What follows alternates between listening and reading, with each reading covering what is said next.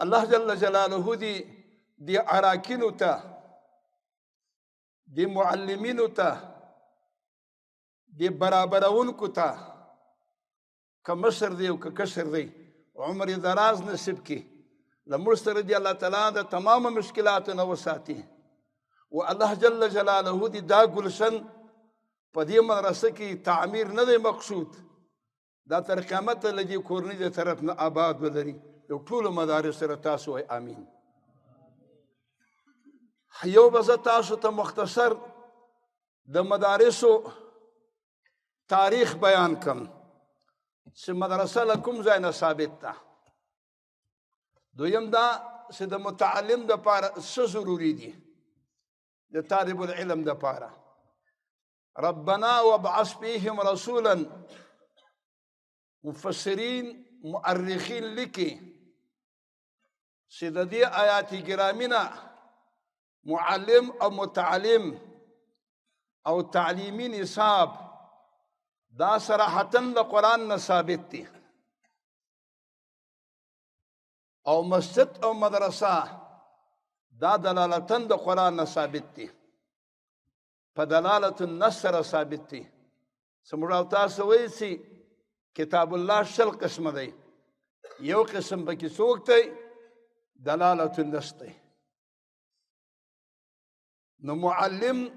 لقرآن نه ثابت متعلم لقرآن نه ثابت تعلیمی نصاب لقرآن نه ثابت او دا چې دا تعلیمی نصاب محل غواړي مرکز غواړي مدرس غواړي چې په کوم ځای کې درس کېدی سي دا دلالتاً ثابت دی ربنا ابراهیم علیه السلام شپږ دعاګانې کړي دي یوه دعا یې دا ده ربنا یا ربنا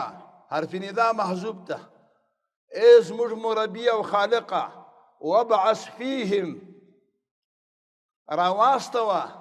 راولېږه په دې عربو کې منهم لدوینا رسولا یو استازی ورپسې وایي د استازي څلور وظیفې منتخب دی قرآن کې داسې رسول راولېږه یتلو علیهم آیاتک چې دوی ته ستا د کتاب آیاتونه اوروي ویعلموهم الکتاب چې دوی ته د قرآن تفسیر شي والحکمته چې دوی ته امور د حکمت شي او سنت ته نبی ورته شي ویزکیهم چې د عرب له شرک نه صفا کی او د دوی تسبیه وکي قرآن په خپل اواز کې ربنا وابعث فیهم رسولا رسول معلم سو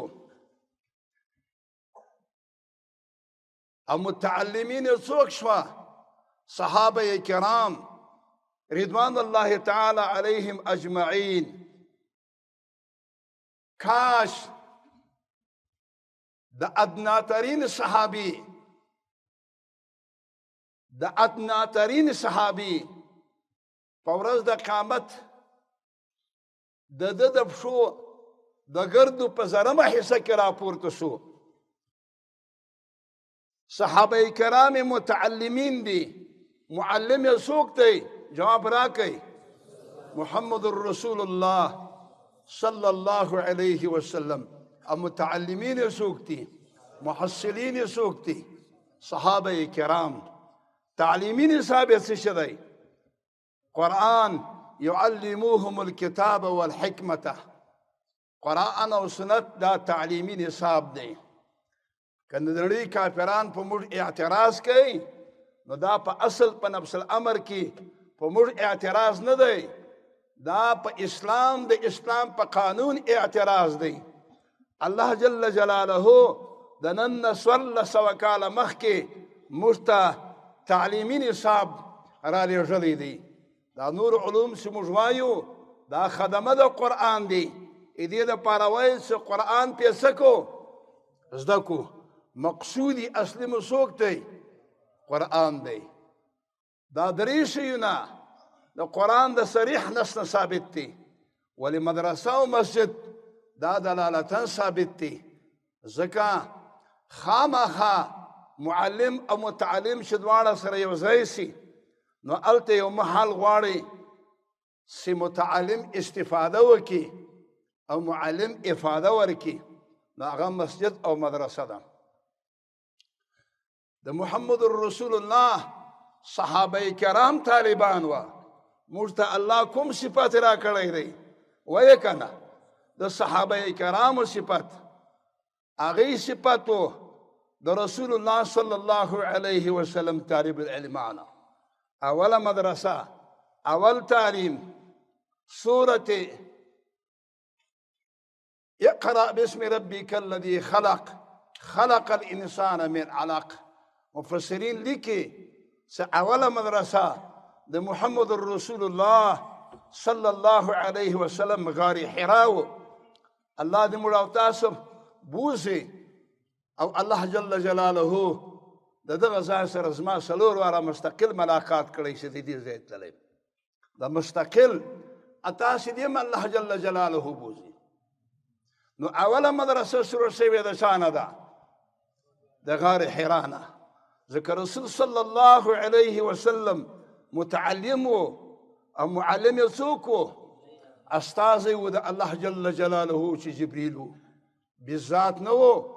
بلکې بالواسطه و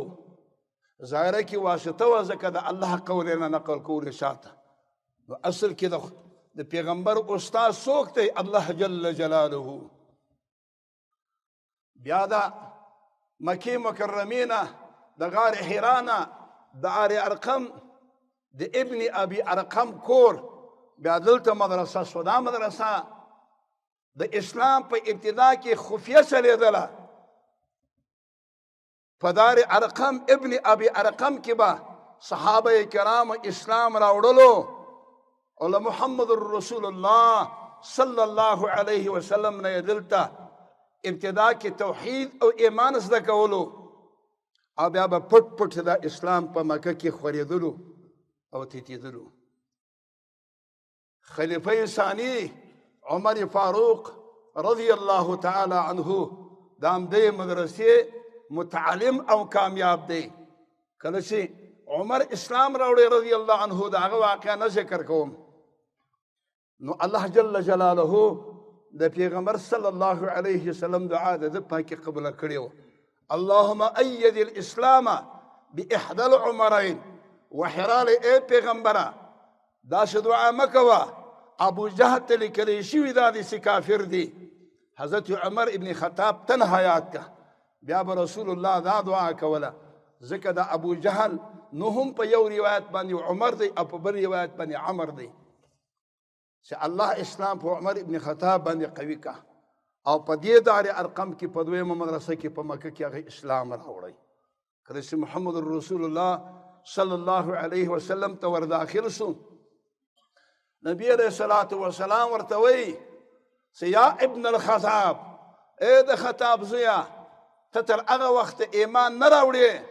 تر هغې پورې چې ستا روح قبض شي دی ورته یا رسول الله دې دپاره راغلم چې ما ته تعلیم راکړې د کلمې او ایمان راوړم نبي علیه السلام د دې ځای نه راونیوی یقول لا اله الا الله محمد رسول الله کله چې عمر کلمه وویله د علیه السلام بارک ته خولې نه یو چغه ووتلې الله اکبر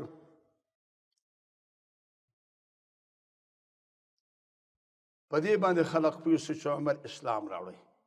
دویمه مدرسه د تعلیم کوم ځای و تاسو ته مې کوم ځای وښوئ دار ارقم درېیمه مدرسه د محمد رسول الله پس د هجرت نه کوم ځای و صوفه وه ګورئ مؤرخینو لیکلي دي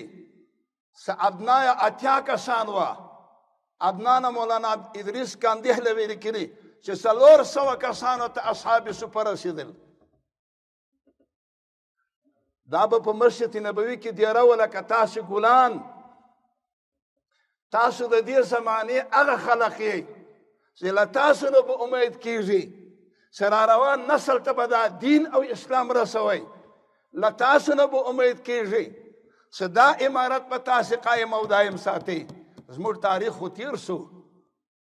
آخري شیبې دي دا ټول عمله د عمارت چې تاسې ګورئ مشران زموږ دا یا اویا کلن یا شپېته کلن یا 50 کلن دي دا به تاسو بچانو دا نوی نسل تاسو به دا اسلام او دا مدرسه ټول افغانستان مدرسه به دا تاسو ساتي او د دې ساتل موقوف دي په علم باندې حقاني علم به حاصل کړي بیا به داسې انقلاب څوک نه راولي لکه په موږ سره راغلی و چې ټول نسل طالب شي بیا به مخالف څوک پاتې شي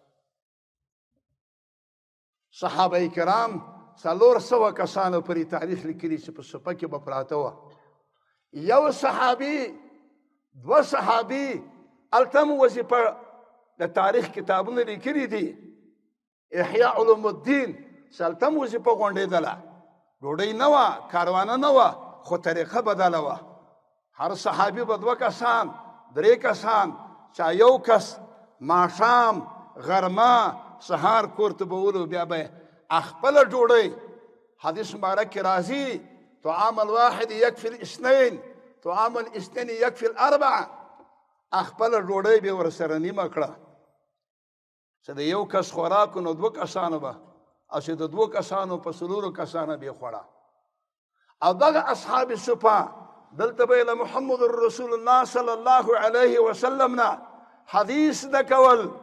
او بیا چې به آواز وسو په بدر او په احد او په حنین کې به بیا یې توره په لاس کې وه دغه شان د صحابه وه دغه شان د طالبان وه دغه شان معلمینو لکه تاسو چې څومره خوند کوي دا جومات څومره خوند کوي دا ساحه آیا الله جل جلاله به هغه سړی څنګه خوار کړي چې داسې ګلانو تربیت کوي او د داسې ګلانو اسباب برابروي ما به کله کله تقریر کې ویل کېدی شي دا مولوي صاحب مازد د هجرت په ملک کې و ملک مولانا سمیع الحق صاحب خپل کور د سرو زرو جوړ کړي او پوړی هم د سرو زرو وي کور یې هم د سرو زرو وي د دارالعلوم حقانیه محتمم مالدا ورباندې کم دی ځکه الله ته مال څه شی دی چې ته د الله د دین خدمت کوې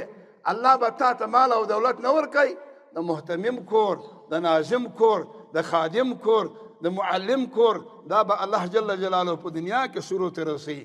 آخرت کې خو به یې د سرو ده ان شاء الله